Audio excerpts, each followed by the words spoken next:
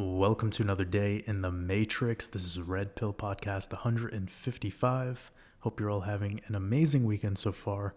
We have so much to cover in today's podcast, and I really hope you checked out last week's What I'm Investing In special part 3 in this ongoing series where I'll be covering all the projects that I'm personally investing in and the venture capital bag, upwards of 15 different altcoins. I also mentioned in the end of last week's Red Pill that I have a couple new positions that I'm going to be adding to my venture capital portfolio very soon, and I will be covering those today, doing the technical analysis on a couple of them and sharing some potential entry targets for later this month. And I hope you guys checked that one out and took notes because it was packed full of gnosis. We have a lot of recap going on today, but I found some new interesting data points in the charts, tying in some esoteric analysis as well, as usual. So let's get straight into today's podcast. But if you're new here, welcome to the Wolf Pack. It's so great to have you here with us. And if you have yet to get access to our Discord server, just go ahead and send me a direct message here on Patreon with your Discord username, and I will reply back to you with a Patreon direct message to get you onboarded into our Discord server. Please don't comment below or send me an email regarding Discord access. I won't be able to help you out that way. And in this week's Red Pill, we'll be covering a bunch of different altcoins, actually. The two new venture capital positions of XDC Network as well as Dogecoin. I'll be sharing some quick thoughts on this new project, Jupiter, after many of you have been interested in that, and some of the gnosis that was revealed through the Year of the Dragon Decoded and how it's coming to fruition. But I will also be going over Render Token, Quant, and Singularity Net. So we have a lot to get into, so let's get straight into today's podcast. First things first, if you checked out my new YouTube video that I put out a couple days ago, it was a recap of a lot of things that we talked about in the prior Red Pill, but I mentioned to anticipate pullbacks and the type of corrections that we're going to be getting to be bought back very quickly. And what I mean by that is, although we could be pivoting and going into a micro downtrend for at least the next couple weeks, we do see this effect of where every time Bitcoin has a pullback, it gets bought up very quickly. And let's go to this 55-minute chart and I could kind of show you what I mean. We're going to be turning off all this noise, just looking at the candles for right now. And you're going to see when we had this deeper correction right here, look at some of these hourly candles. For one right here, this was down $2,000. Then the following candle was bought up $2,000 effectively, recovered all the way back up to this level here, an additional $2,000 candle, and then the following one was a 2,500% correction. This is incredible volatility. Over the course of just 9 hours, Bitcoin corrected 10%, got bought up 8%, and then started another downtrend, or another leg down, and we're talking in the micro here. This is incredible volatility. So I brought this up in the last update post as well, which was a follow-up from that Red Pill that I released. This is just wild volatility. So if you are new here to crypto, you are really getting warmed up in one of the most difficult markets to stomach. And for the seasoned wolves in the wolf pack that have been here for a couple of years now, well, this is just another day in the Matrix for you. But I have so much to talk about today into what we could be anticipating throughout the next week, month, and what to anticipate even for the month of April. But in the meantime, expect this sort of environment, just very pumpy dumpy, but generally overall bullish when we zoom out. And that's because that's the phase of the bull run that we're in right now. We see into yesterday, we had a 6% correction, but it happened on a Saturday. Now, we don't want that. That's not good. And we can see today we're getting this 4%, buyback, but we still have the institutions are on hold right now. We have CME closed.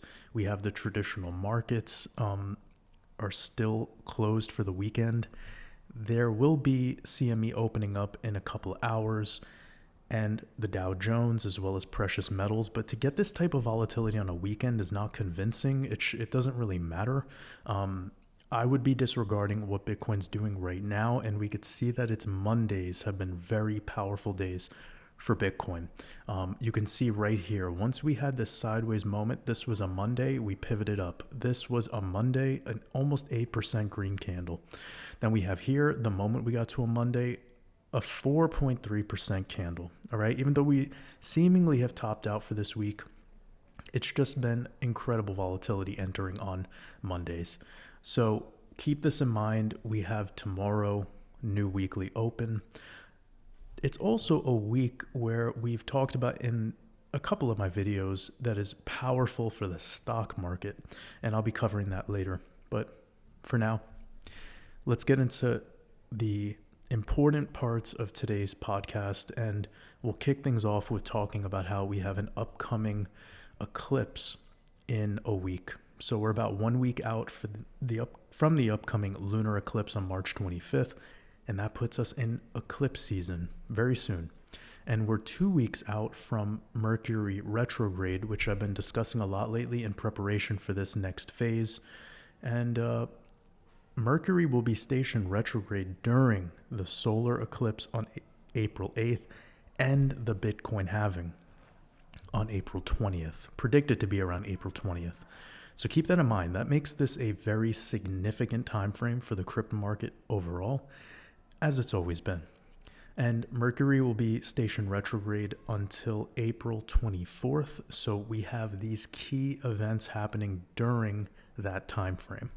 Also, if you want to throw it in the mix, we have Satoshi Nakamoto's 49th birthday on April 5th.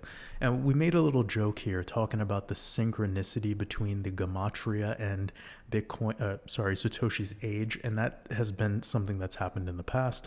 I remember vividly when Satoshi turned 47 years old, Bitcoin traded at 47K for the last time for almost 2 years, following until quite recently. And we covered that on the channel earlier in the year. But now we're approaching the 49th birthday. Coincidentally, 4,900 blocks remaining until the halving. that was not... You couldn't have planned that, but all jokes aside, I made a little bit of a joke. Like, imagine Bitcoin topping out between the 72K area and then correcting down to 49,000 around Satoshi's birthday. That'd be perfect. I do know we hyperextended a little bit into 73K and effectively happening on the 73rd day of the year, 73rd ish. Just pretty interesting thing to note. Not as significant, but let's move on.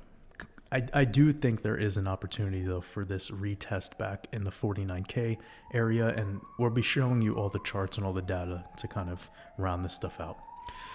So, also, excuse any noises in the background. It is what it is. So, as mentioned in my last couple videos regarding Mercury retrograde, we tend to see Bitcoin's highest daily close about 3 weeks before Mercury retrograde. So I'm going to zoom out over here and I'm going to pull up this chart, and around 3 weeks before Mercury retrograde is where a majority of the time Bitcoin stalls out before having a correction into Mercury retrograde. And if we were to measure from the day Mercury stationed retrograde on April 1st back to our highest daily close so far in the micro cycle, it was 19 days.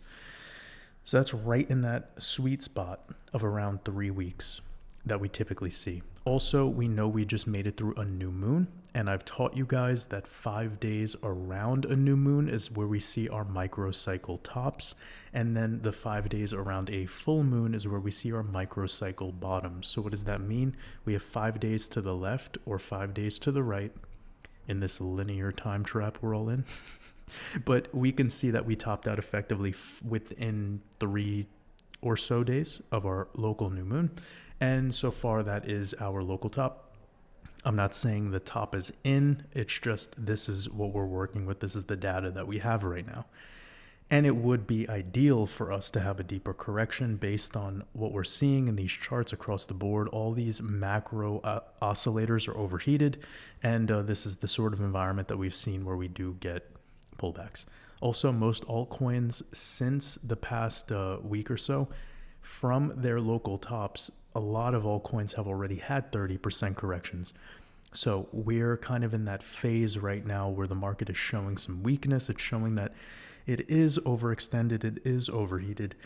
And, you guys have probably been keeping up with this enough now to know that markets can't just keep moving up in a straight line. There will be pullbacks along the way. And this would be no different than any other cycle when we're bullish. So, something to keep in mind is at the start of our solar cycle back here, I'm going to turn off all of this. At the start of our solar cycle, which was right here on April 20th of last year, Bitcoin topped out around 10 days or so before Mercury retrograde, so a little bit close. And it had this micro distribution into a corrective phase, which initiated during Mercury retrograde and eclipse season. And I think that's really important to bring up. That could be something important to note since Bitcoin was trading through eclipse season and Mercury retrograde simultaneously, just like it is during this upcoming April, during the same exact month of the year. So that could be something to keep in mind, and this sort of structure would be really healthy for Bitcoin. If it was to just stall out, build a little bit of market structure, back test prior resistance, and then keep it moving. So you can see here this play, if you were to look at it structurally, we had some resistance around the new moon, correction into the full moon, buyback into the new moon, stalled out sideways for the full moon, pivoted into the new moon before eclipse season with Mercury retrograde, and then you have a back test on prior resistance. That's a gorgeous play. That would be great for Bitcoin to do something like that. If I was to align that with something similar, it would be like retesting at least 50K. And we'll talk about this more, but that would be like the same sort of situation. All right. You have new moon, top, correction into full moon, rally into the following new moon, sideways through this full moon, pump into the following new moon before eclipse season, and then you have a correction into Mercury retrograde. It's sort of the same effect. Pretty interesting. So could be something to note that's important just because of the timing of all of those things. And one quick thing to simplify this Mercury retrograde analysis is with having our moon phases indicator. And I'm going to show you a pattern so you don't need to be so specific with counting the days. And the pattern is Bitcoin tends to top out on the new moon before Mercury retrograde. Then it corrects into Mercury retrograde. Then we want to look at the relationship Bitcoin's price action has to the full moons after Mercury retrograde. So the last iteration was over here. We have new moon top, followed by correction through Mercury retrograde, and then you did get lower on the following full moon after Mercury retrograde. Even though we had a full moon during it, I want you to pay attention to the one that we have after, all right? Pretty interesting. Now we have this iteration over here, sometime in August and September of 2023. We have topping out on the new moon before Mercury retrograde, correction into MR, sideways, and then we had this full moon after as essentially a pivot point, because once that was over, we went into an uptrend. And that was ultimately a great opportunity. That was also around the last time I personally invested in Bitcoin. It was on October 15th, actually, that I did my last entry. I believe Bitcoin was 26,850 to be exact. And note, that wasn't the Bitcoin that I was de-risking recently. As I said hundreds of times, the Bitcoin I de-risked recently was from my long-term portfolio that started back in 2020 when Bitcoin was under 10,000. My average position in Bitcoin in that time frame was around 8,000 to 8,500 per Bitcoin. So my recent two de-risks that I did at 47 and 54, it brings me to an average of about a 6x on those particular plays. and it's long-term capital gains. So I'm sailing smoothly on that play, and I could reinvest these profits into alts with a way more upside potential as well. And I still have around 75%-ish or so of my overall Bitcoin position in cold storage for an actual profit-taking part of the cycle, which is when we'll be in real price discovery. We're not there yet. So we'll explore that more throughout today's podcast when we review the total market cap charts, because there's a lot of confusion still regarding where we're at in the cycle. And I get it, because there's a lot of educators. Everyone has their own opinion on what phase we're in, what stage of are we in an alt season? Everyone has their own language. You've come to this, work here, which is very esoteric, and it's going to have its own language as well, of course. So we're going to synchronize everything together. We're going to show you clearly what's going on, and then this kind of lets you know where we're at. Where are we at if we were to be given a compass?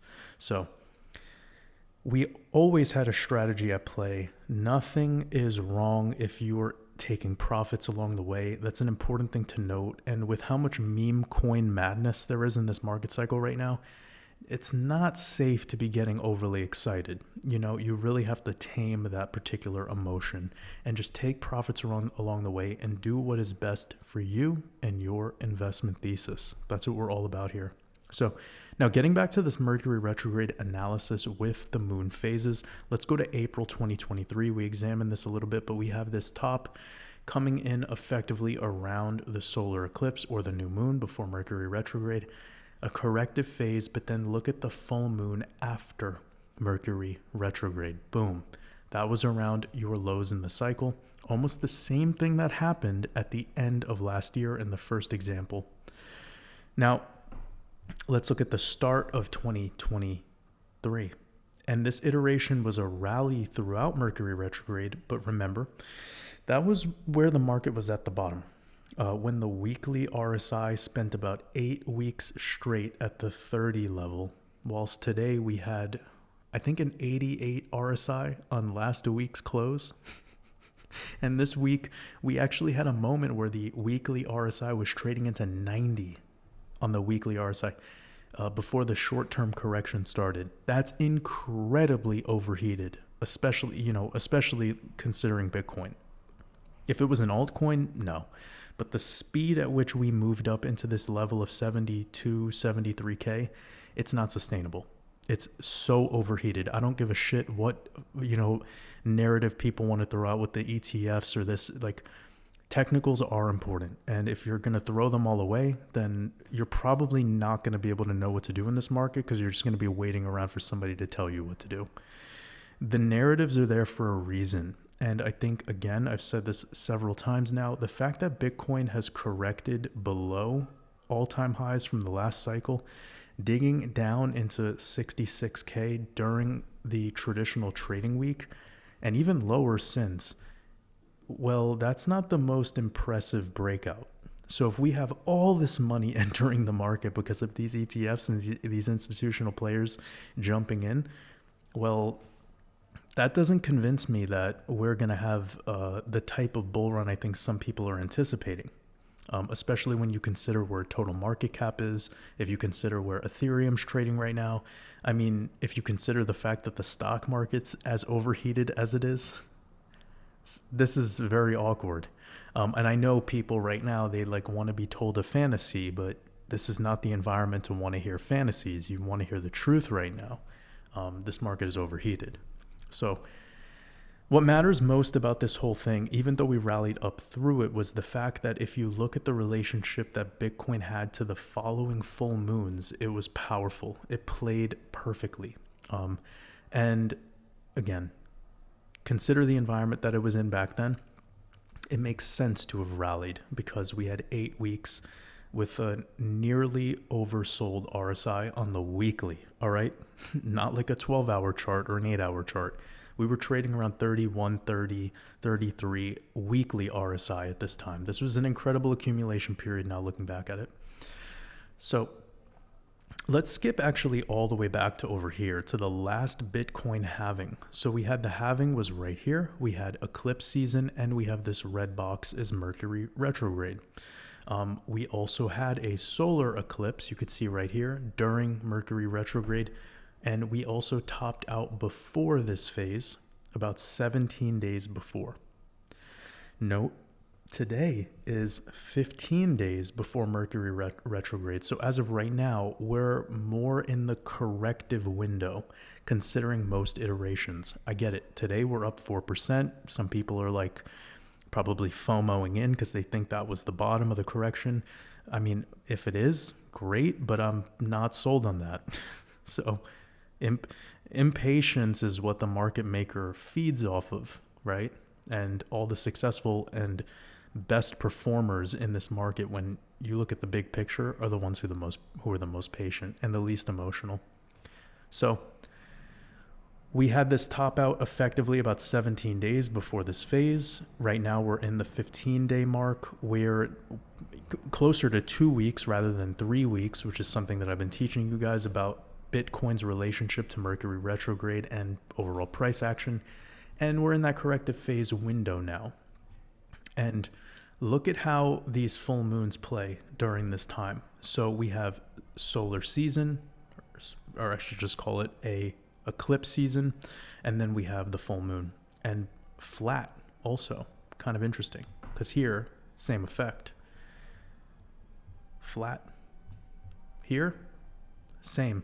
Flat. I know we were looking bullish, but if you really just look at what it was about 2 months flat. It'd be great for Bitcoin to have 2 months flat right now. Be healthy. It would reset all of our oscillators. It would give us the momentum to keep this show going in a healthy way. So we have during that halving some fascinating information. Let me pull up another chart for you to talk about the 2016 halving, which is right here.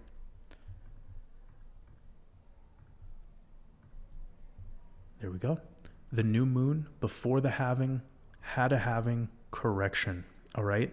So this was interesting because we had a correction after the halving that was pretty deep, but look at what it was around. It was right after that new moon into that full moon. We did have an eclipse season back then. So that's one thing to note. Dropping down into this eclipse. Well, we have that eclipse coming up in about a week from today. So if there's any time for a short-term correction, it would make sense for it to kick in sooner than later, considering that we're very overheated right now. So that's one thing to keep in mind. And a very interesting thing that I found about Bitcoin during the first halving, I want to point this out. Okay. Now, I don't think I've ever spoke about this before, but we're looking at November of 2012. We have here a solar eclipse. We have here the halving, but we also had during the same time frame Mercury retrograde. It started on November 6th, and it went all the way until November 26th. So during this whole phase, Mercury was retrograde. I know we had a little bit of an uptrend, but Mercury retrograde was right here, and look at this dump into the full moon before Mercury retrograde. So that's pretty interesting to think about, this sort of energy, and how after that halving, we just kept moving up, but we were still generally pretty sideways. Also, we weren't trading at all-time highs at this time, so I'm not sure if in this case we're going to be moving up and sideways. If anything, we'd be moving sideways and down. That would be the more healthy play for Bitcoin. Of course, this market doesn't have to do what I want it to do. That's not what I'm saying here. But as a technical analyst and somebody who's aware of this from many different vantage points, well, it just seems to be that would be the proper thing to have happen at this time. All right. So yeah, that's a pretty cool thing to note, how we had this bottom out on the full moon before this Mercury retrograde time frame. So we have Mercury retrograde right here, and 10 days before, effectively 10 to 11 days. If we were to look 10 to 11 days until Mercury retrograde, that would be putting us at around March 22nd. So about 2 to 3 days before the lunar eclipse. And let's check in with 2017 to see the synchronicity in dates, which I do know I brought up in the past, but I just want to revisit that because this 2017 March timeframe is fascinating in how similar it is, breaking out into slight all-time highs in March, just like we did recently. And then we started correcting back within prior cycle highs. Note the relationship to this 888 fib. That'd be pretty cool to see if Bitcoin can dig back into those same levels. Let me show you on a chart real quick.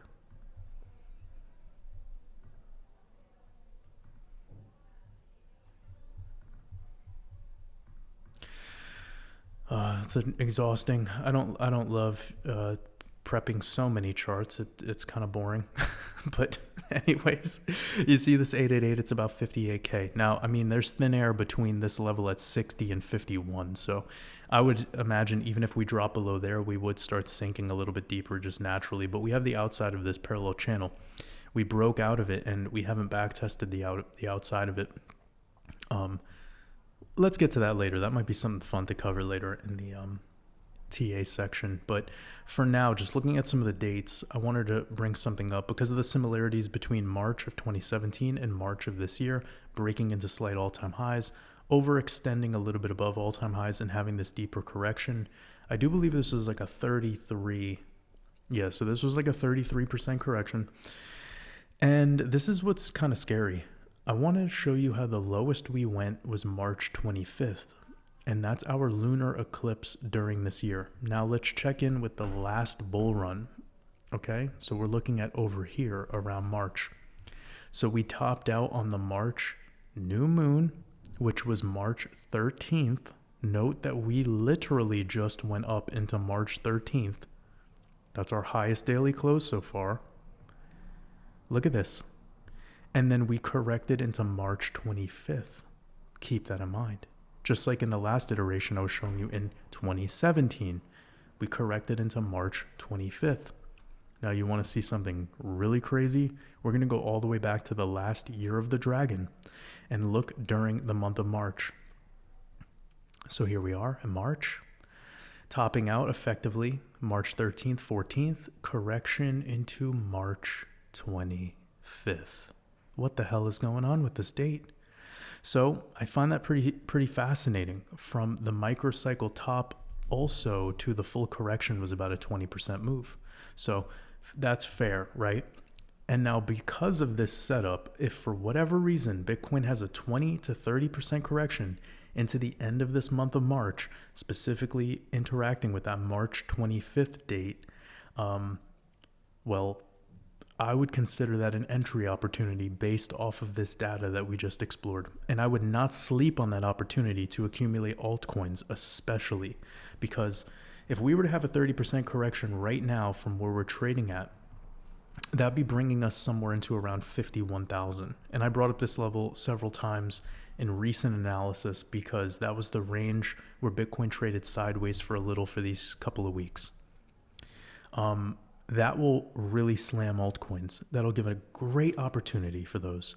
Now, if we were to have a 35% correction, that'd be digging us into around the 47K level. That was around the time that the Bitcoin ETF was originally launched and approved. Well, that's a very important place for Bitcoin to trade. It's right around 46 to 48K. And if we were to pull up the weekly chart and look at the 21 weekly exponential moving average, that is perfectly at that level. So you could see this orange line. And if you look up here at the orange text, you're going to see a number that says 47,500. All right. That would be around a 30% correction from our 35% correction from our local top. That would be a very solid entry point for Bitcoin. And a move this deep would absolutely slam altcoins, and it would give a really lucrative opportunity to dollar cost average into venture capital positions. During the 2017 cycle, which I know I brought up a little bit ago, that was also around the time that we backtested that particular level. Let me show you real quick. So we're going to go to March of 2017. Bada bing, bada boom. So you see right here, topping out in March after slightly breaking the all-time highs, and then we have this correction dug even deeper than the 21 EMA, but we kept a closure on it and then continued to recover after it. This gave you effectively like 3 weeks, 2.5 weeks or so. Very solid entry point. Every time we had a pullback during this 2017 run, we came back to the 21 exponential moving average. right here for the last time. So we also had one test before that after being a little bit sideways, and this test came in January. So let's look at what we're looking at today. You can see this dip into January. We barely kissed the 21, but then we had this sideways range. Holding the 21, holding the 21. Here we dipped slightly below it. That was really an incredible opportunity. And we know pivoting off of this eclipse, pretty much everything has been in profit since. You could have bought anything. So one key thing to note is the extremes of the pullback are usually short and sweet. It's like a rip the band-aid off type of moment. And we could, so we can't sleep on that type of opportunity. Limit orders need to be placed in advance. I've been, screaming that to everyone who's new here in this market, especially those who don't have any positions at all and are just waiting and waiting and waiting for whatever miracle. A lot of the times when the miracle moment happens, if you're not prepared, you're not even going to be able to take advantage of that opportunity. So you have to have limit orders set in advance. Okay, so after reviewing all this data around this upcoming lunar eclipse into the end of the month, we had that March 25th date is key. So please take note of March 25th. Could see in plenty of other iterations some weakness into that time. And then we know the April 8th eclipse is big. Bitcoin has a incredible relationship with eclipses during a solar cycle. So nothing to be sleeping on at this time. Couple other things to mention is during Mercury retrograde starting April 1st and the full moon of May, those seem to be the corrective phase for Bitcoin and the overall market, as I've shown in recent videos regarding the stock market indices and how they tend to top out into late March or into early April before a noticeable pullback into late May or into early June. So we're right there at the time where the stock market tends to cool off, and the fact that we have an upcoming FOMC meeting on March 20th, next Wednesday, that would make sense as well. Perhaps sharing some news that could make investors go risk off for a moment could induce a little bit of panic. And with the S&P 500 during the Year of the Dragon, we see the pattern of pullbacks into the last couple weeks, the last couple weekly candles in May, or the first weekly candle in June. We could simplify this all by saying around the May full moon. And the May full moon, you want to save these dates. You can just put from the first quarter to the third quarter, save all of that data from May 15th till May 30th. Now, we're talking about specifically the stock market right now, which does have the ability to put some pressure on Bitcoin, which then Bitcoin will put pressure on the altcoins. But I don't want you to get so caught up in it because, as I said earlier, we can see the worst of the pullbacks usually happens sooner because it's all about trapping liquidity. It's all about confusing retail, getting them to panic. And that's why a lot of the times where you see initial corrections, it'll look like this. Let me quickly show you. So here we are on the daily. We'll have something maybe like this.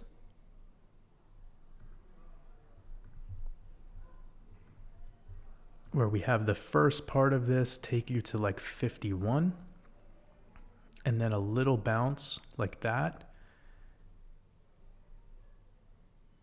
And it could go like this, where you have this moment here in the middle, which really psychs people out. Or you could have a traditional style pullback where you go to like 51, come up to like right below where your prior level of importance was right there. As you can see, because you have all these candles, then you have this attempt back onto it for support. This could be turning into like a head and shoulders, but not really as important. And then sideways, trick people out, something like this, and have this backup phase.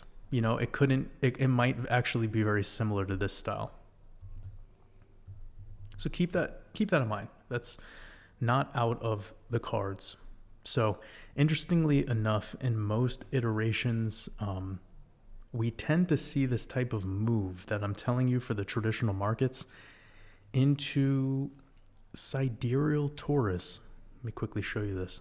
So when the sun moves into Taurus, and we're talking about the sidereal dates, so around May 15th through June 15th is some of the best opportunities in regards to this particular year that we're in, an election year. So you can almost consider in sidereal Taurus during the year of the dragon, it's a retest phase for the markets, but generally we maintain bullish throughout the rest of the year. And when we look at the weeks of the year that we're in right now, for that time frame, it would be around the 24th week of the year. And that aligns with the June new moon. This also makes sense since the number 24 is our key number for this year. We're in the year of 2024 in the Hebrew year of 5,784. And this adds up to 24. And we're also in the year of the X, the Great American Eclipse, forming an X. X is the 24th letter. And it seems that all the things with X symbolism are suppressed right now as we get closer to the Great American Eclipse. We can see that since July 2023, I'm going to quickly pull this up for you looking at the XRP chart.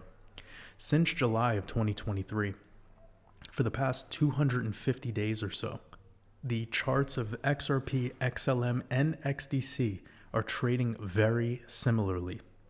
So perhaps once we make it through this eclipse season, the Great American Eclipse that forms an X over the United States, maybe after that eclipse is when those particular projects start to go wild. This is one of the reasons I'm planning on adding XDC to my venture capital bag. It would be so interesting if after the solar eclipse on April 8th, everything else starts to chill out, but those X coins start to break out. And then after the 23rd week of the year, which I'll show you really quickly, after the 23rd week of the year into the 24th week of the year, 24 tied back to X, everything else starts to recover and continue, the bull run across the board. Something theoretically like that.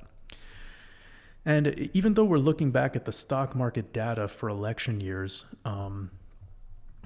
we can see that June is a pretty stable time frame, a somewhat flat month, but we have April and May are the pullback months. We have an incredible performance in the month of July and August. So getting positioned during this time seems to be the way. So for the market to chill out now between this upcoming week and the June full moon would be perfect timing to reset this market into a more healthy condition. That'd be about 90 days with emphasis on the 2 months from the upcoming lunar eclipse on March 25th until the May full moon, as I brought up earlier, May 24th. That's what we see the market do typically during the year of the dragon, as well as election years, which of course naturally fall on dragon years. And since this upcoming election will be the most dramatic and divided U.S. election of all time, I suspect rituals starting as soon as April regarding this election. And just to clear things up, I have zero interest in politics. I also don't think there will be a full-blown market crash this year. I expect, if anything, the Fed will pivot after the election, and that would be timed effectively since we have another theme in the S&P 500 during the end of the year of the dragon, trading into the year of the snake, which we'll explore more in a future Red Pill podcast, since it's best we stay focused on what's happening right now in the markets. So we're going to be jumping into the charts. I want to start with the total market cap, something I also brought up in my last video. By the way, again, just to remind everyone, it's just crypto trading alone right now. There's a huge sell-off yesterday, a nice buyback today, but this type of data is not something you get flustered over. This weekend volatility is awkward at best. It happens sometimes, but gotta wait till the CME opens, gotta wait till these traditional markets open, and that'll tell us, the truth. That's a big reason why I like to make these podcasts on a Sunday, but also I've been making them on Sunday for 3 years now.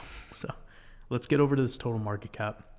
One of the things I brought up in my last video was the fact that, let me open up the correct chart. And one of the things I brought up in my last video was the fact that we're about 20% away from all-time highs right now. You can see this rejection around the 888 fib, and a lot of people were comparing what we're doing right now to January of 2021, and that's clearly not the case, because we're around here whilst in January going into the month of February and March even, we were hyperextended quite a ways above that level. So if you can see from the all-time high level to where it stalled out in March, it was 150% above, whilst today we're still about 20% down. This right here, the first initial impulse breaking into price discovery, was a 50% move. And if we were to do that today, something comparable, it would be like adding $1 trillion of market cap into this market right now. Now, where's that money going to come from? I'm not entirely sure, but you make up your mind. We also talked about Bitcoin dominance, how it's in a much different place than it was back during this first impulse of 2021. During the bull run, we saw this blow off top effect with 70% Bitcoin dominance, whilst today we're down at 50% and we've been chopping sideways for a while now. Now the reasoning behind this is because today, all the shit coins that were created during this phase over here in the start of 2021, they're still here, okay? A lot of things were just made out of nowhere overnight, out of thin air during 2021.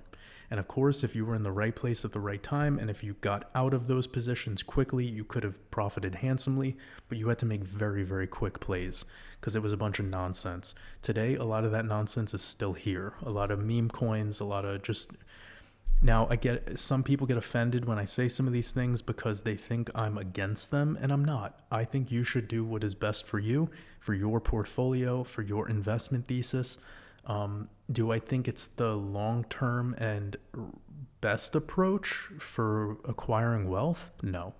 Is it a way to get rich? Yes. But see, the difference between being rich and wealthy is rich people typically give a lot of that money back to the tax man, or they don't have enough of a plan in place to know how to actually grow those profits, or they gamble a lot. So they win big and then they lose even bigger. You know, one step forward, two steps back.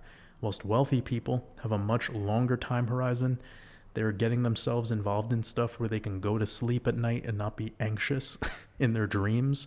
They don't have to wake up in the morning and think about a rug pull. None of that shit concerns them. But if you're somebody who's chasing these meme coins and you're in and out very quickly and you're making those plays, it's a very anxiety-driven, reality. You are always nervous. It's not as fun, and it might be very thrilling and lots of adrenaline, but in the grand scheme of things, you could walk away with some serious mental health issues, and it happened a lot back in 2021. But anyways, getting back to the point here, we have a couple of different things going on right now comparatively to where we were back in the last cycle, during this phase of the cycle where Bitcoin was breaking out into all-time highs. So we have here this straight line breakout to 70%, followed by a huge correction. And then over here, we've just been chopping sideways now going on 150, 160 days.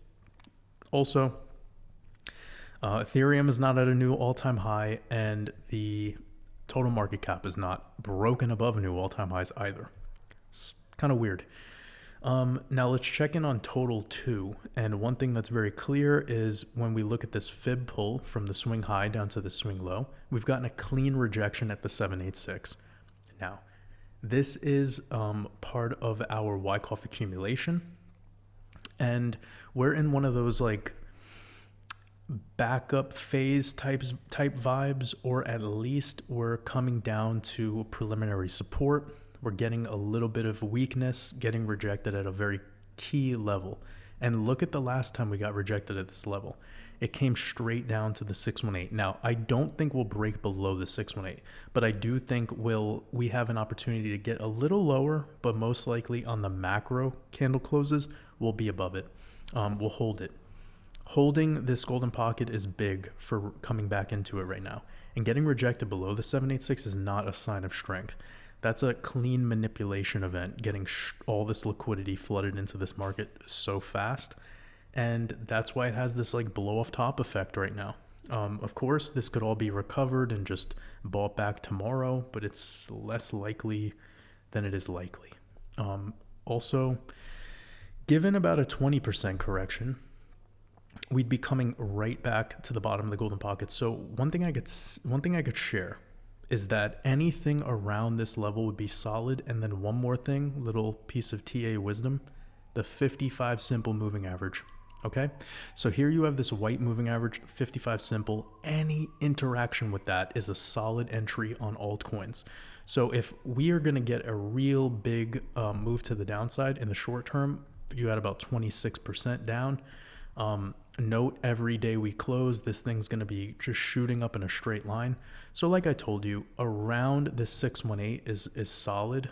You're going to get great entries in the grand scheme of things. When zooming out and looking back at things from this day compared to 6 months in the future, you're going to see why that was a solid move. All right, let's bring up the Bitcoin chart and kind of wrap up some of the TA on this one. A couple things to note. We're going to be pulling this fib here. I'm going to make sure that this is turned off, this fib level based on log scale. Okay, big thing to note, play by play on Bitcoin. All right, look at when we first retested all-time highs. This was on March 4th. Bitcoin went to 69,000, followed by a huge liquidity event. All right, we have not gone lower since.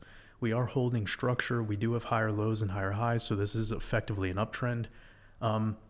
But we can see that we back tested the 55 here on the 4-hour chart, and then we bounced and we got back above the 8 very quickly. So this was all just to liquidate longs. That's it. It was just to liquidate people that thought we're going to go to Valhalla right now. That's not the way it went. Over here, we had some weakness, and we see this cross with this 8 below the 55.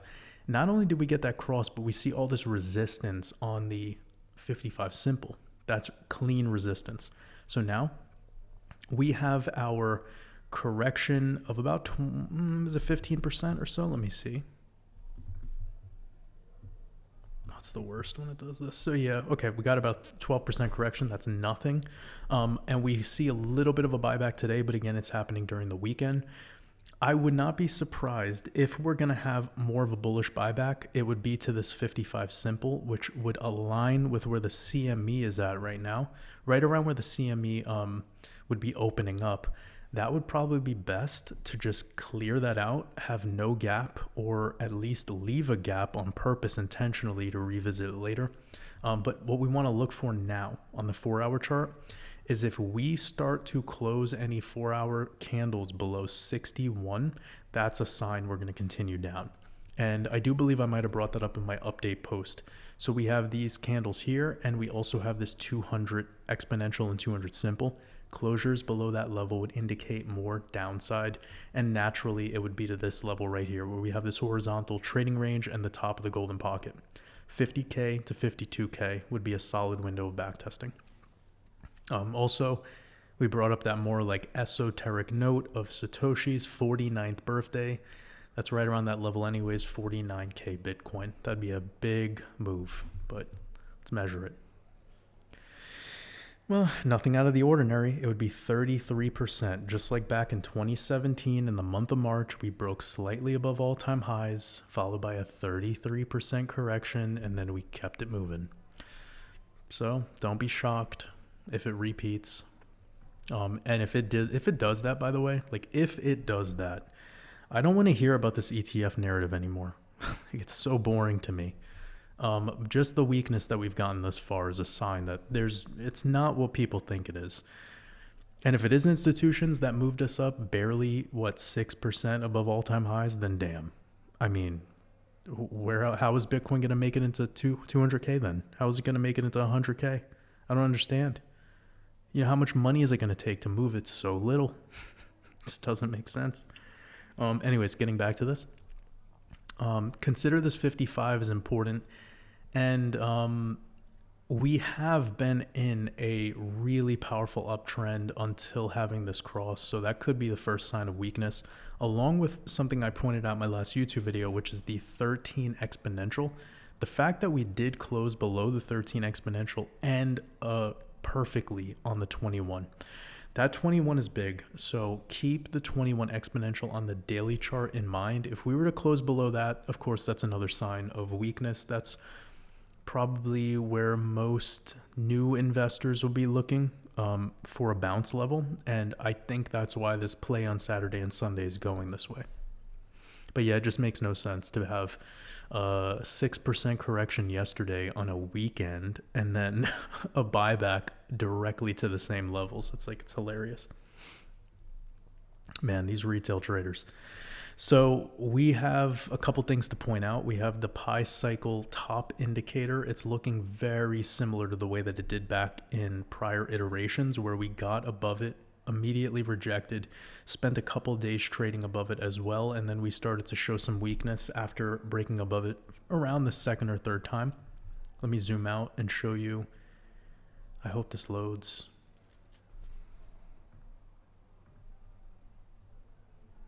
But the key analysis here, I'm not sure if this is going to load. You all could look up this chart for yourself. It's lookintoBitcoin.com and the Pi cycle top indicator. We have this 111-day moving average. Right now, it's about 47,900. We'll just call it 49K. If we were to look at where the weekly 21 exponential is, you could see that right there. It's at 47,500. That is perfectly in alignment with this yellow moving average, which we've seen in the past when Bitcoin interacts with this level for the first time. That's where it tends to top out in the short term, followed by one correction down into this yellow moving average, and then the show keeps going. So it's like just a good opportunity, basically. This is so weird that this chart isn't loading up. Oh, there you go. So let me show you right here. You see a couple days trading above it, and then we come back to the yellow. Here we have a couple days trading above the green, come back to the yellow. Here, a couple days trading above the green, still come back to the yellow. We even had a deeper correction initially, but it's really the way that Bitcoin likes to interact with this on its first visit to this green moving average. Coming back to the yellow after chopping around this green moving average. So looking at where things are today, let me see if this will load. Boom, boom. My computer's so fast, it's just this particular website's very wonky sometimes. Anyways, you guys saw what I was talking about. That's really all that matters. And the alignment of the 111-day MA with the weekly 21 exponential is big. Let me look at a couple other things. Just one more thing. If this turns into a doji, that'll be hilarious. But we have this weekly closure that came in at 69K on the nose. Could very well be the way that this all plays out. If we do get a standard doji, that'd be really fascinating. On the weekly. I mean, that did sort of happen, though, when we were retesting all-time highs over here. Sorta. But we didn't have weekly RSI as high. There's really not too many examples of that. Yeah, it's just so limited data when you're working with Bitcoin. That's the one thing to remember for analysts out there. We don't have a ton of chart data to work with. But we saw this sort of effect in the past.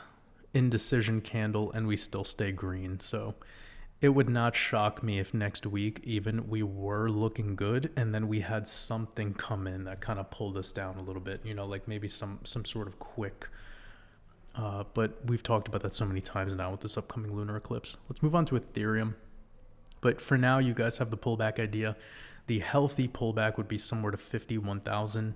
The more extended would be somewhere into this 21 EMA, which is below 50, right around this 47-ish area.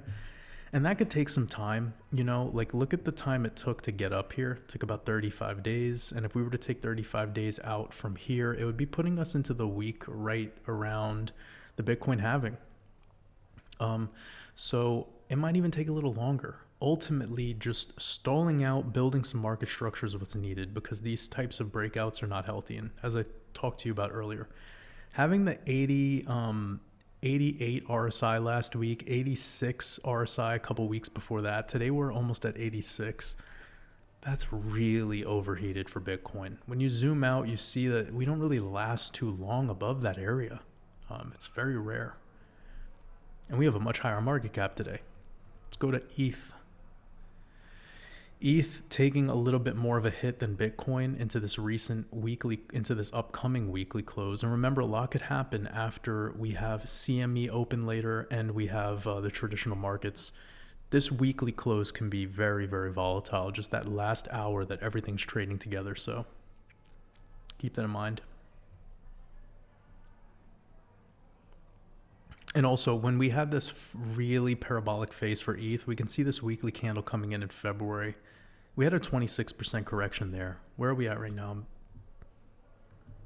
Yeah, we're only at 16% full. So a 30% correction on ETH. I mean, ideally, we want to backtest this level right here. Somewhere even around this 2600, 2700 would be great for Ethereum to have a little bit of a stall out, but that's not normal. You know, last cycle was not healthy. It just wasn't. That's why it's tough as a technical analyst.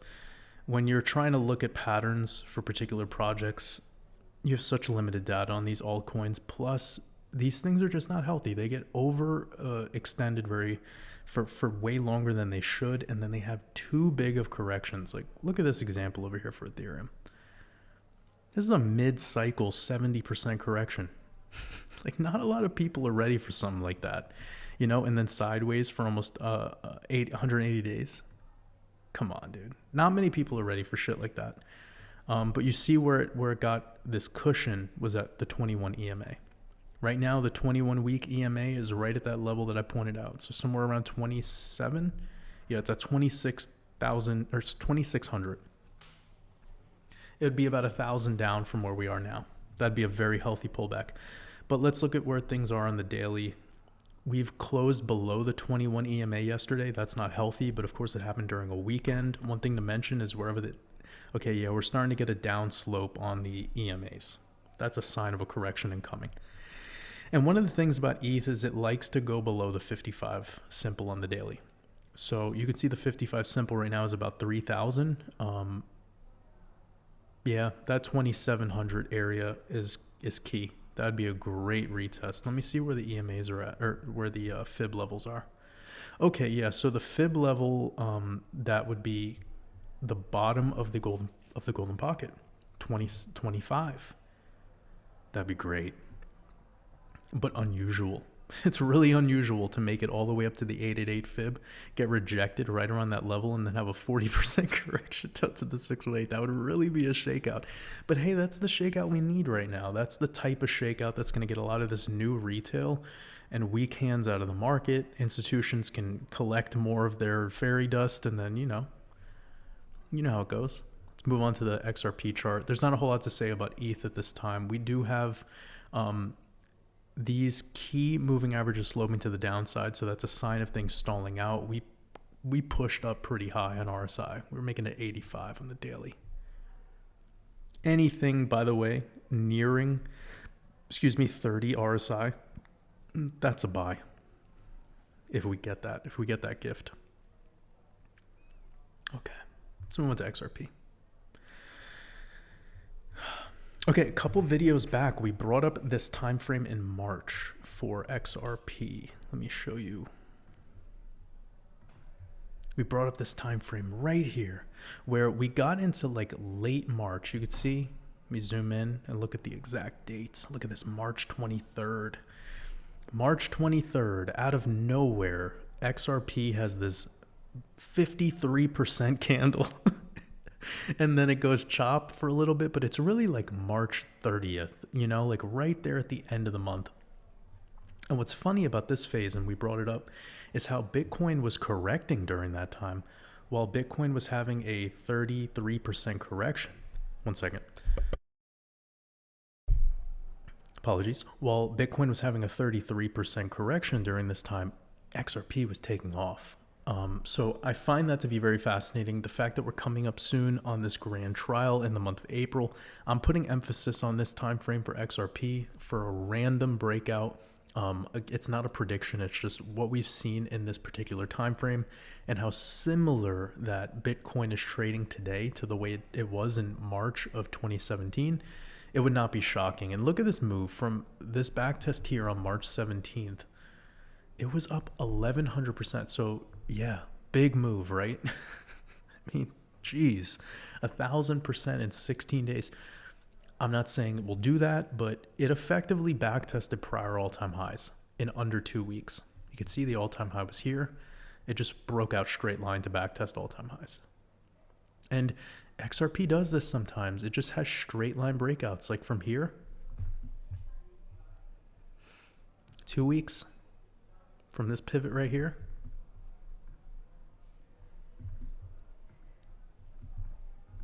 Sorry, my keyboard's being very awkward.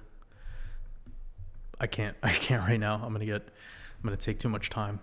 My keyboard's glitching, but we can see these very fast straight moves. And what's been the problem here is these BART heads, these Bart Simpson heads are like the big burden. It tends to be what XRP has been doing, even whilst holding an uptrend in a technical outlook. So we had this recent move up to like 73, 74 cents, and it was a huge rejection down. Now, could we be building some sort of weird inverse head and shoulders that has a measured move into $1 plus? Perhaps. I wouldn't really get too fancy pattern trading XRP for several reasons, but we do have this breakout of this triangle pattern. No matter how you want to draw it, we have effectively broken out of that resistance, and back testing it right now, whether you're looking at it in this perspective, which is clean, or you can see where we're at here, where we have this micro fib pull from the July highs down to the swing low in August. And we're coming up into holding this 382 level after breaking above it. That's very good to see. Now, if we were to see a correction with Bitcoin, an additional, 15 to 20%, what will that do to XRP? Well, lately, XRP has been following Bitcoin. So we have to keep that in mind. Now, I am personally I don't think I'm going to be investing anymore in XRP unless a big move happens to the downside, but this is concerning, the way that this coin is moving.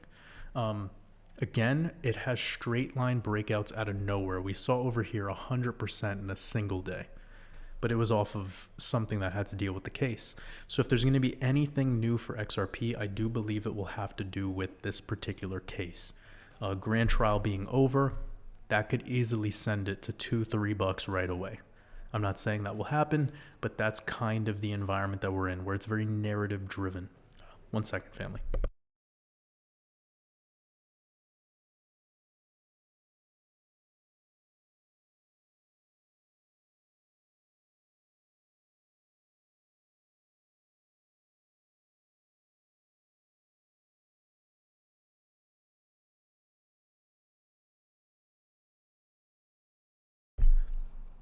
All right, I needed to take some water, but let's look at a couple things for XRP. Let's look at the weekly chart. Oof, this is not looking good. This is one of the weirdest altcoins at this time. The way this looks. That's why when it broke out the other day, I wasn't getting excited. I essentially wrote a post to everyone. I said, calm down about this. This is not a breakout by any means.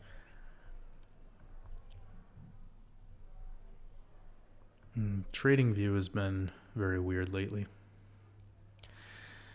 Now that might be the trend line to keep in mind. It's on weekly closes.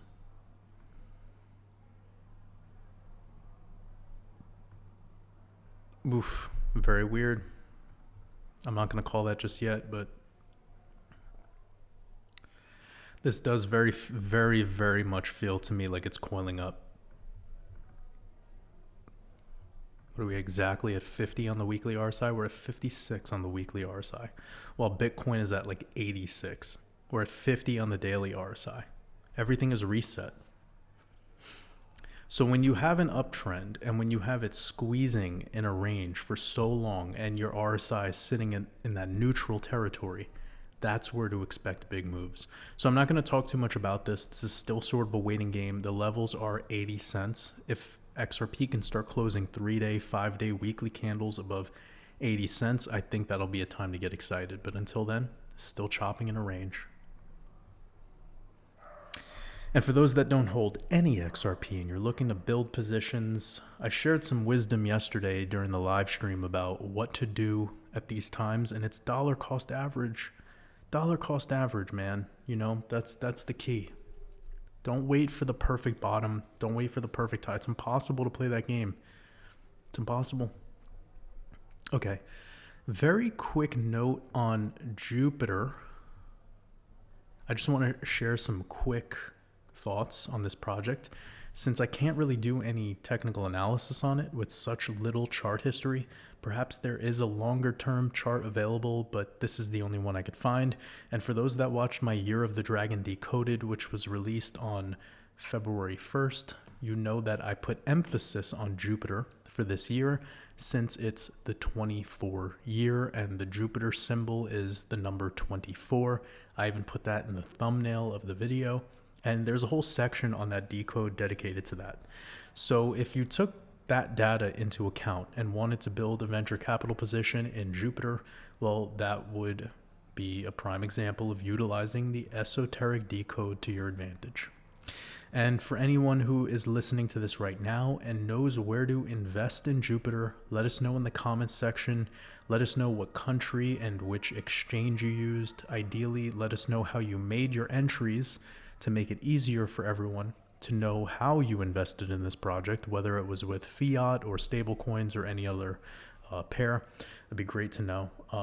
Now, you can see this type of chart. You can't do TA on it.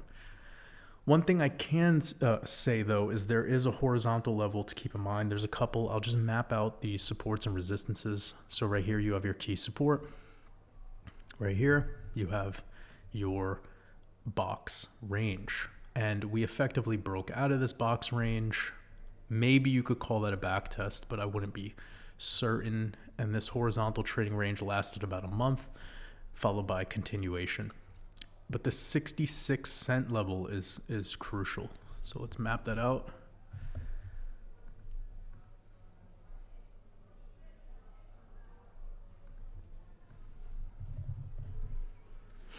$0.66.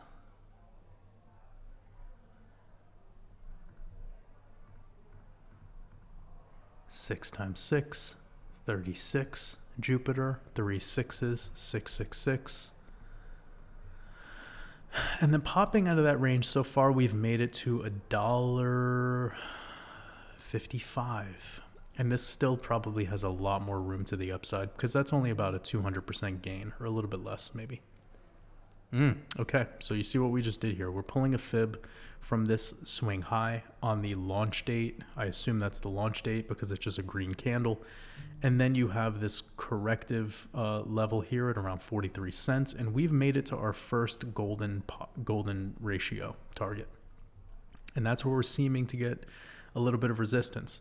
Now, typically after this happens, a rejection at the 1618, it likes to back test the golden pocket, but we just have a couple days of data here. So I'm teaching you guys this on the fly. Now, what I would want to do is map out wherever the bottom of the golden pocket is. So around 80 cents. I'm going to double click there.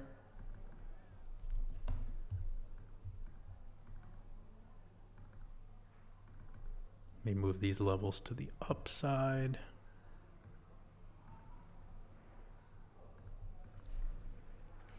And you could see we also played sideways there for a little bit. So if this was to come down to here, that would be a very good entry level. Let's see about how much of a correction that would be. It'd be about 50% correction. That's not weird. Coins do that. We even saw Ethereum on its initial breakout back in 2017. It had a 70% correction. So do you think this Jupiter shit could do that? Of course. And then a very deep target would be somewhere around the 65-cent level or the 382 fib. So keep the 382 fib in mind, around 66 cents. And if you start closing dailies above the 1618, that's where that's invalidated, and this thing will continue. So just keep that in mind. Now, a more overextended level would be this 181, but if we were to look at tops on this for it to just continue, it would be $3. Around the 4236 fib, and in some instances we could make it to the 6 spot fib extension, so it'd be $3 to $4 if you just wanted plain English and not to overcomplicate stuff. I would always like to put my exit a little lower too.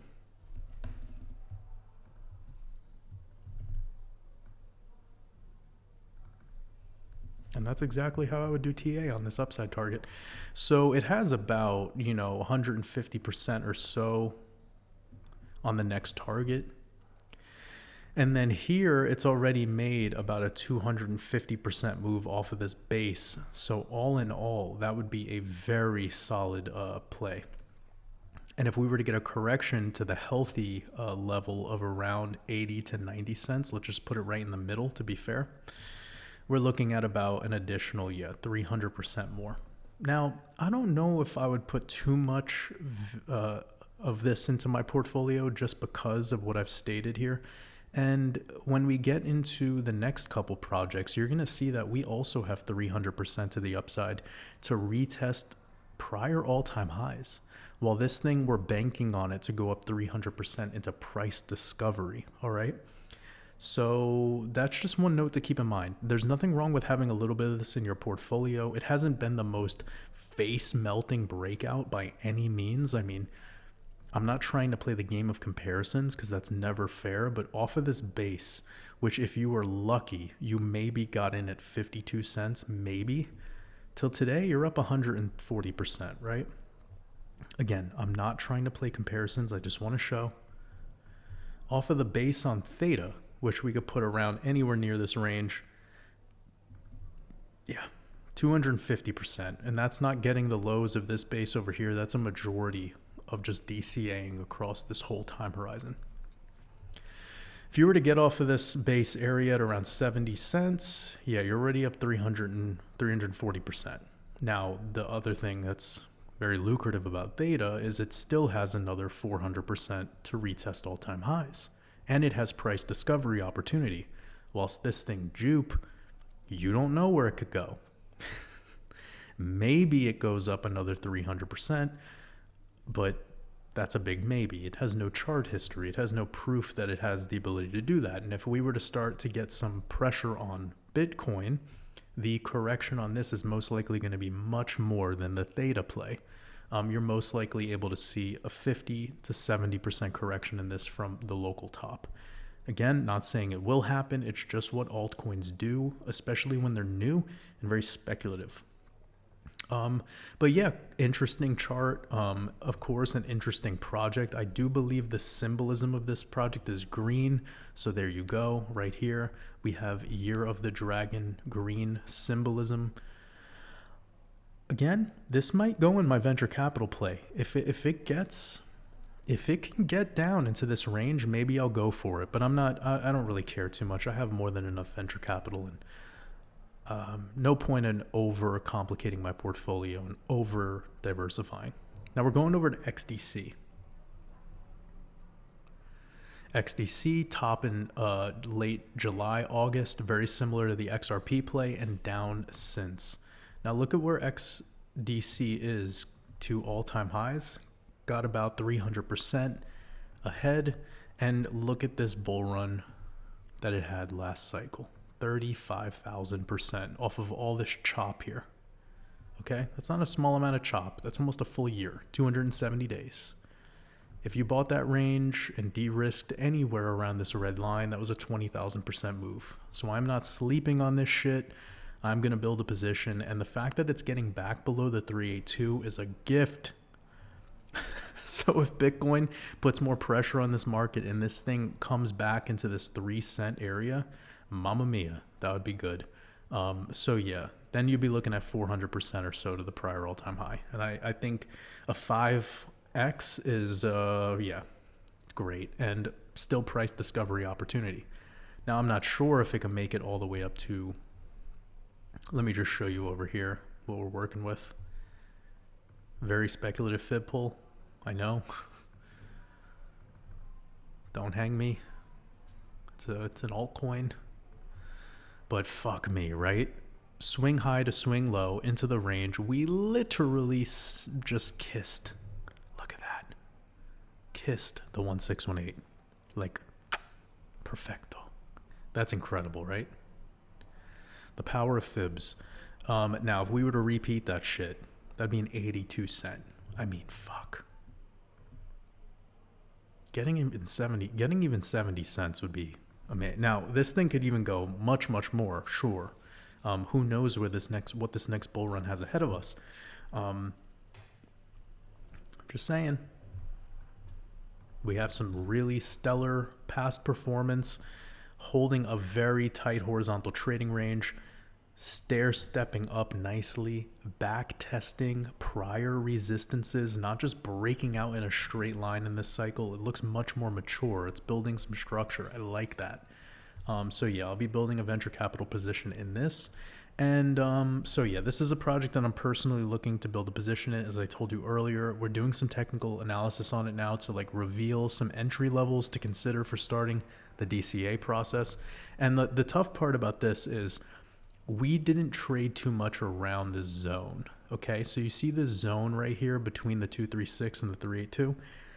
That's the accumulation zone. So let's call it 3 cents to where we are right now. Anything below where we are right now to this 3 cent level where we had some, let me show you about how many days. We had about 2 months back testing it last time before this bounce. If we were to return back to that level, that would be, I think, an extreme. I think that would be a clear buy signal. And that would be an almost 70% correction from the, we could call that the automatic rally, but it's more like a sign of strength. But this is the backup phase that we're in my opinion. And we're already down 50%. I think this is in buy zone levels already. So I wouldn't even care about starting to build a position today, to be completely honest. So anything in this zone is what I consider for DCA. And my typical dollar cost average can be anywhere from 3 to 5 buy-ins for venture capital. Sometimes venture capital I'll be less specific with because it's such a small percentage of my portfolio. Like it's nothing like my Bitcoin position or my ETH position or my XRP position. So yeah, I might only do like 1 or 2 buy-ins on this particular one. I don't want to be overexposed to it. Let's go over to Dogecoin. Another situation. We're measuring from the local top down to the swing low. We have already gotten a 33% correction, and the correction was into the 382. I think anything below the 382 on Dogecoin is going to be a buy. Now, we have between 10 cents to the 382 level, right above the 236. That would be a real big gift. I believe probably a 50% correction. It's probably a little too deep. I think getting to 11 would be incredible during this stage of the run. But you see this bounce right here we had at 11 cents, followed by breaking it. And then we had all of these separate run-ups into 11 cents before corrections. So coming and back testing that 11 cent area, I think would be ideal. Put a marker there.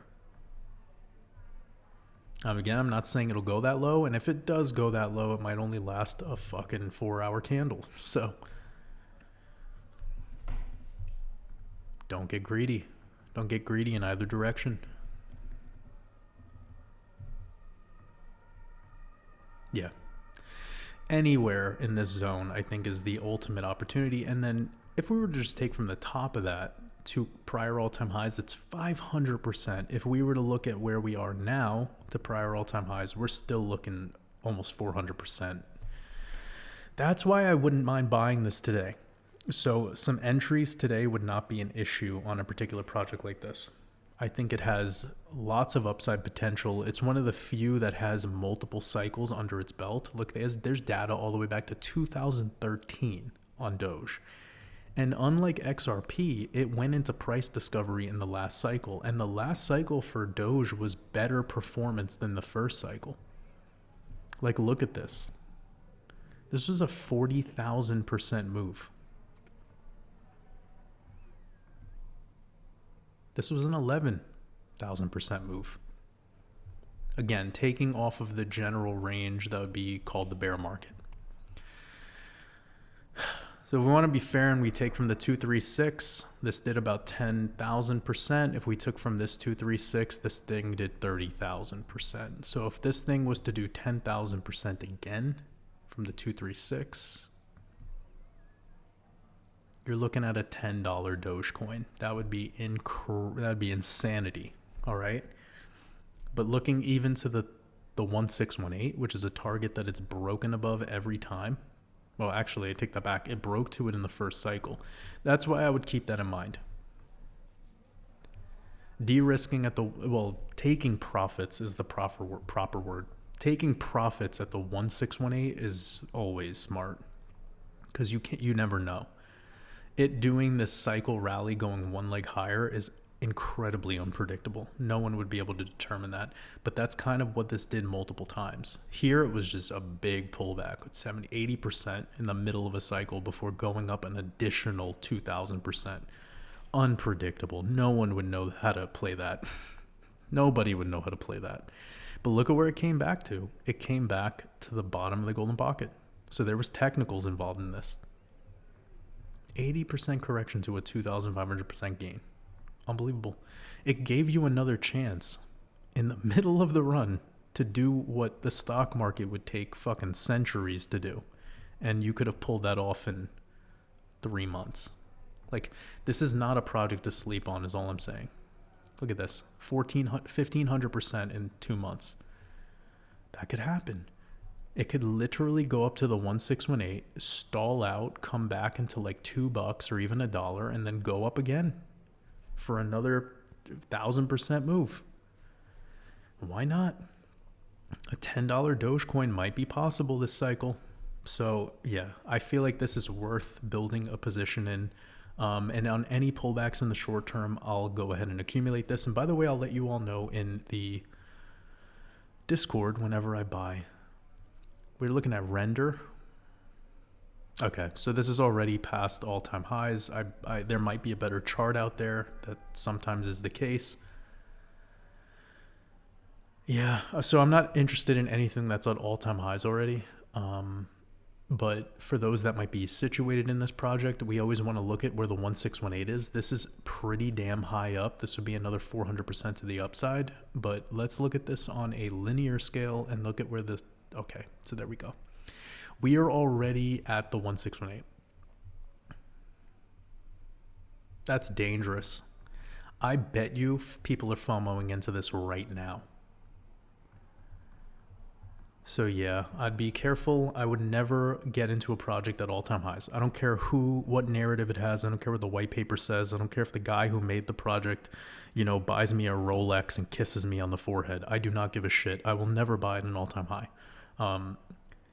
This is great though for anyone that was positioned in this. If you built in this level, which I would assume maybe some lucky people got in around $1, incredible play. So you're up 700%.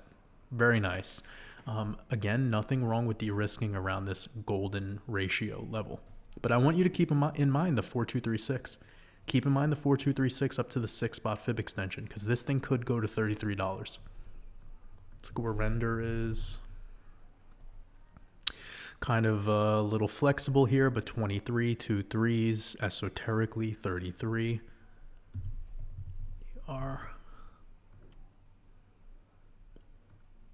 Is that the... Okay. 118.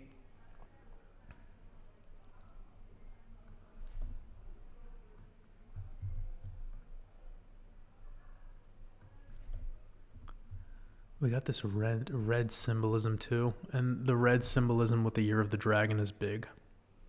I can't really tell what the logo is.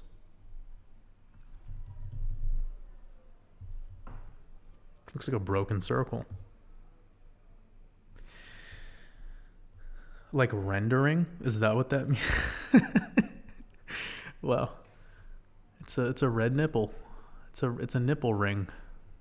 That's literally what this logo looks like. It's a nipple ring. Yeah, so anyways, jokes aside, 33 would not be surprising here on that 4236 play. We turn this off and go here.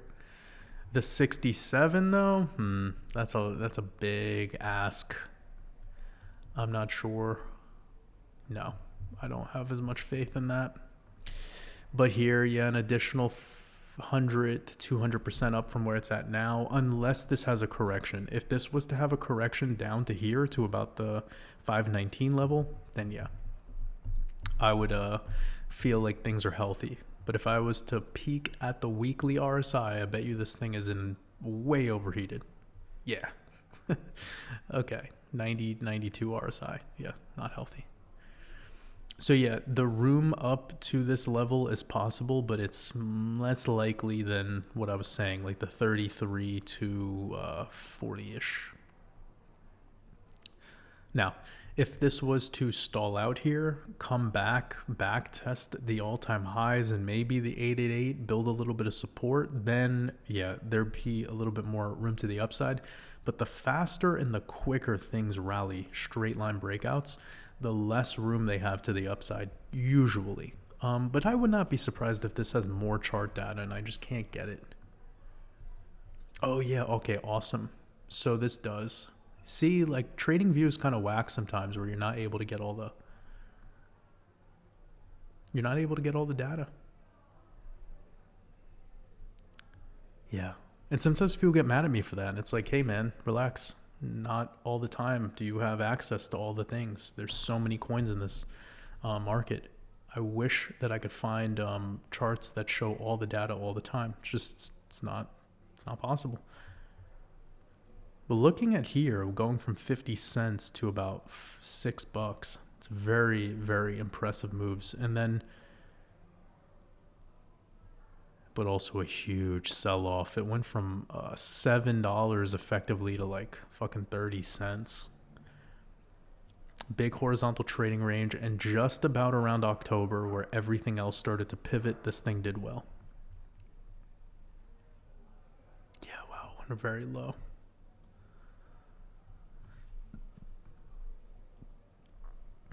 Incredible. So it made it up to about $8, and then it sold off and lost 97% of its value.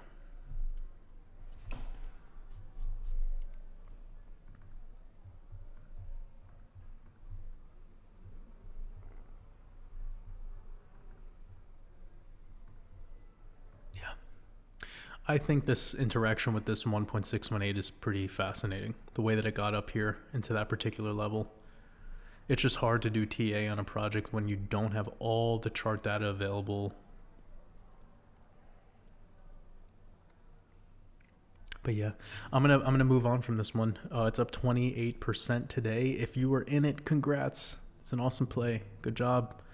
Not telling you to sell right now, but yeah, there is some upside potential. Obviously, we're very early on in this bull run. It would be great if this thing could make it all the way up to $60 or whatever, but yeah, we'll have to see what a team nipple ring could pull off.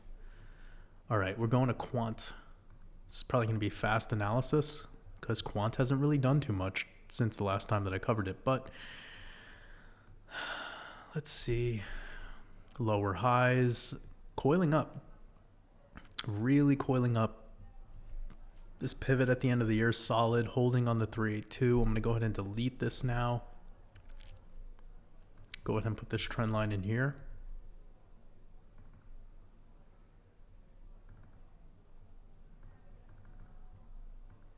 Boom, that's perfect.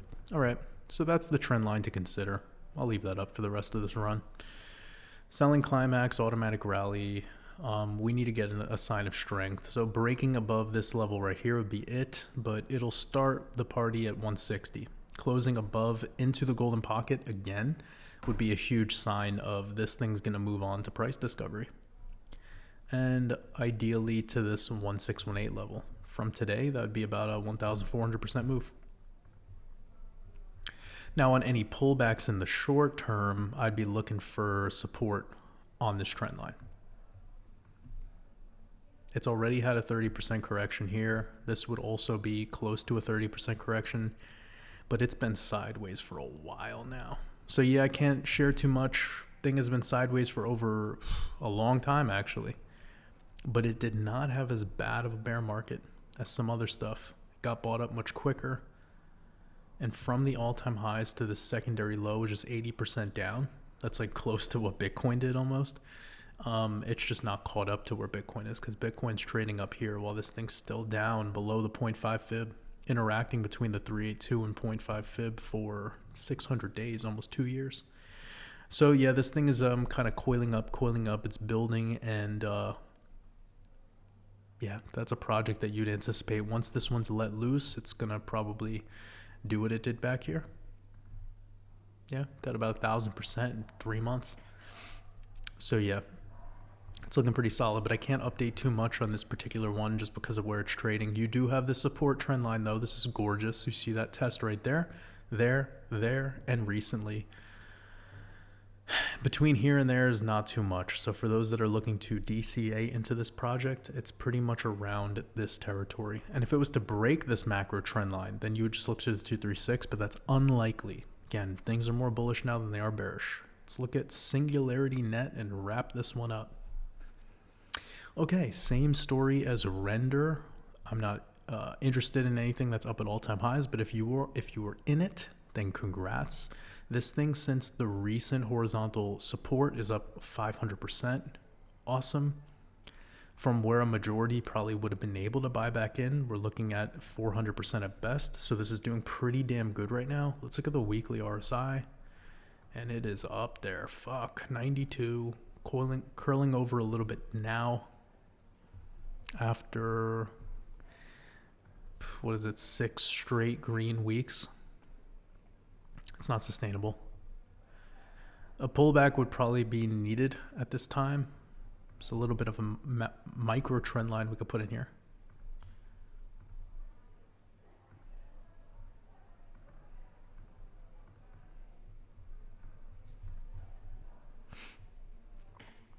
I do suspect breaking this trend line, you're probably going to backtest the all-time high, or you could dig as deep as the 888. We've seen that a lot during price discovery. Something breaks into price discovery and then it still backtests the 888. I know it seems devastating, but at least around the prior all-time high, once it originally gets overextended, that's a healthy correction to have.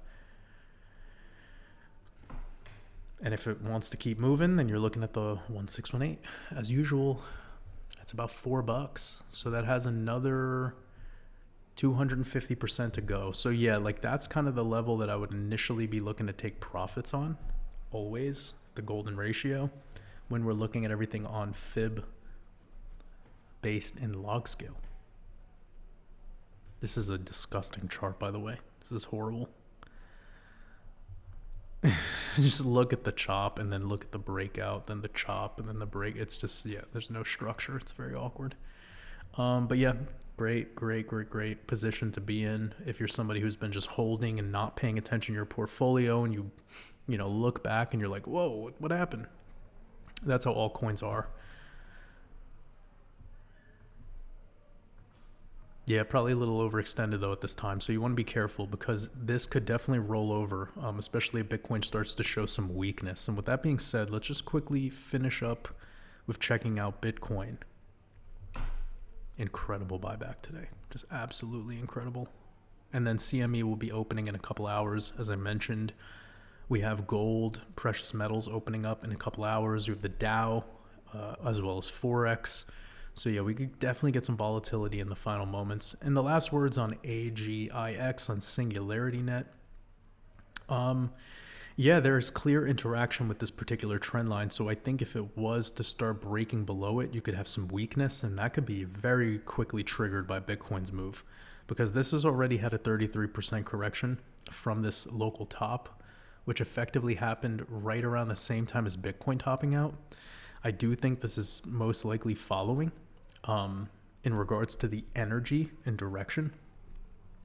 So yeah, We have this upcoming March 25th to keep in mind, the lunar eclipse, and next week's FOMC meeting. We're just about 3 days out from that. We'll see what the Fed says about interest rates. We'll see what their deal is in general, because there is layoffs already happening in the tech sector. There's signs of recession, but it just all depends on how the Fed wants to handle it. And this whole soft landing narrative is probably another lie. You guys know how that goes. It's talk, but the reality shows itself in the data, and things aren't looking so good right now. And the markets are making the illusion that things are good, and that's not the truth. So we'll let this one kind of just simmer, and I hope you all got tons of notes and enjoyed tuning into this week's podcast, and I'll be catching you all very soon. And of course, I'll make a mid-market update throughout the week if we get any exciting moves. But for now, just have to see how those traditional markets open up tomorrow. And I'll be catching you all very soon. Enjoy the rest of your weekend in the Matrix. Much love.